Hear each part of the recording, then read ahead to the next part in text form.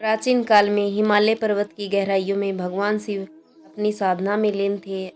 उनकी तपस्या इतनी गहन थी कि कोई भी उन्हें विचलित नहीं कर सकता था। एक दिन एक छोटा सा पक्षी शिव के समीप आया जो भूख से व्याकुल था।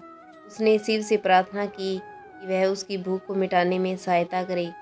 भगवान शिव की आंखें खुली और उन्होंने उस पक्षी की दशा को देखा। उन्होंने अपने त्रिशूल से एक छोटा सा हिस्सा निकाला और उस पक्षी के लिए आहार के रूप में प्रस्तुत किया। पक्षी ने खुशी से वह आहार खाया और संतुष्ट होकर उड़ गया। इस घटना से हमें यह सीखने को मिलता है कि चाहे हम कितने भी महान क्यों न हों, शक्तिशाली क्यों न हों, हमें दूसरों की ज़रूरतों को नहीं भूलना चाहिए। महादेव जैसे महान योगी जो संसार के सभी सुखों से ऊपर हैं, उन्होंने भी एक छोटे से पक्षी की मदद की। यह कहानी हमें सिखाती है कि सच्ची शक्ति और महानता वह होती है जो हम दूसरों की मदद करने में सक्षम होते हैं और करुणा को अपने जीवन का हिस्सा बनाते हैं। हमें अपने उद्देश्यों की प्राप्ति के लिए साधना और तपस्या में लगे रहना चाहिए, लेकिन साथ ही हमें दूसरों की सेवा करने और उन्हें सहायता प्रदान करने के लिए हमेशा तैयार रहना चाहिए। उस छोटे से पक्षी के जाने के बाद भगवान शिव अपने ध्यान में पुनः लीन हो गए। समय बीतता गया और शिव जी की साधना निरंतर चलती रही।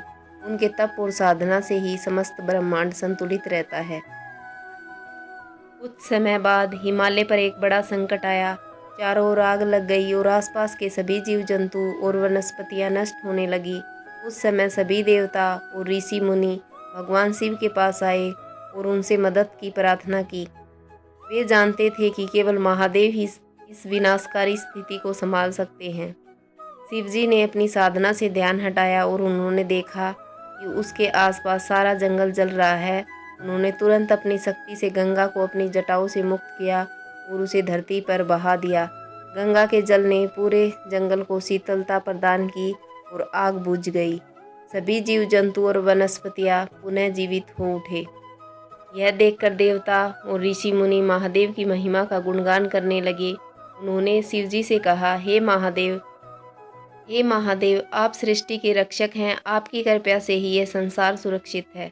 भगवान शिव ने उत्तर दिया, मैं केवल एक साधक हूँ जो अपने कर्तव्य का पालन करता हूँ। मेरा धर्म है सभी प्राणियों की रक्षा करना और संसार के संतुलन को बनाए रखना। इस कहानी से हमें यह सीखने को मिलता है कि महानता का मतलब केवल शक्ति और सामर्थ्य होना नहीं है, बल्कि उसका सही उपयोग करना भी उतना ही महत्वपूर्ण है। भगवान शिव जो कि संहारक के रूप में जाने जाते हैं, उन्होंने अपनी शक्ति का उपयोग सर्जन और संरक्षण के लिए किया है। यह हमें प्रेरणा देता है कि हमें अपनी क्षमताओं का उपयोग हमेशा सही और न्यायपूर्ण तरीके से करना चाहिए, ताकि हम न केवल अपने लिए बल्कि दूसरों के लिए भी कल्याण कर सकें। जंगल में आग बुझाने के बाद भगवान शिव हिमालय की चोटियों पर लौट आए। उन्होंने सोचा कि जब तक संसार के जीव जंतु और प्राणियों की भलाई के लिए कुछ करना है, तब तक उनकी साधना का यही उद्देश्य रहेगा।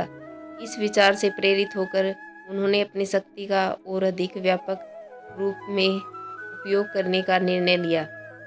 कुछ समय बाद एक दिन पार्वती जी ने शिव जी से पूछा, प्रभु, आप सृष्टि के सबसे शक्तिशाली देवता हैं, फिर भी आप हमेशा तपस्या और ध्यान में लीन रहते हैं। क्या यह आवश्यक है? शिवजी मुस्कुराए और बोले, देवी, यह संसार बहुत जटिल और संवेदनशील है। यहाँ हर प्राणी के जीवन का महत्व है। हमारी शक्ति का सही उपयोग तभी है जब हम इसे संसार की भलाई के लिए करें। ध्यान और साधना से हमें अपनी शक्ति का सही मार्गदर्शन मिलता है और हम उसे सही दिशा में उपयोग कर पाते हैं। पार्वती जी ने समझते हुए सिर हिलाया और कहा, लेकिन प्रभु, आप इतने विशाल और अनंत हैं, फिर भी आप छोटे छोटे प्राणियों की भी चिंता करते हैं। क्या यह आवश्यक है? महादेव ने कहा, हर प्राणी में वही चेतना है जो ब्रह्मांड में है। जब हम एक छोटे से जीव की मदद करते हैं तो हम उस ब्रह्मांड की सेवा कर रहे होते हैं। यदि हम अपनी शक्ति का उपयोग केवल अपने लिए करेंगे तो वह शक्ति व्यर्थ हो जाएगी। हमारी सबसे बड़ी जिम्मेदारी है कि हम अपनी शक्ति का उपयोग उन लोगों के लिए करें जिन्हें इनकी सबसे अधिक आवश्यकता है। इसके बाद शिव और पार्वती ने मिलकर संसार की भलाई के लिए कार्य किए। उन्होंने असुरों के अत्याचार से मुक्त करने के लिए देवताओं का नेतृत्व किया। शिव तांडव के माध्यम से नकारात्मक ऊर्जा का नाश किया और हमेशा अपने भक्तों की रक्षा की। इस कहानी का एक और महत्वपूर्ण पहलू यह है कि शक्ति और शक्ति का सही उपयोग ही सच्ची महानता है।